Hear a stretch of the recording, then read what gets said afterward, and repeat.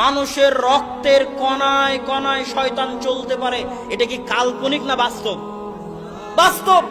আপনার রক্তের কণায় কণায় শয়তান চলতে পারে।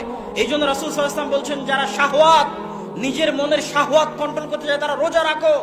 রোজা রাখলে খাবার কম হয়, খাবার কম হলে রক্ত কণিকা ছোট হয়ে যায়, রক্ত কণিকা ছোট হয়ে যাওয়ার জন্য শয়তান ঢুকতে পারে না রক্ত কণিকার মধ্যে। এই জন্য সিয়াম রাখো, রোজা রাখো, যাতে শয়তানে তোমার রক্ত কণিকার মধ্যে ঢুকতে না পারে।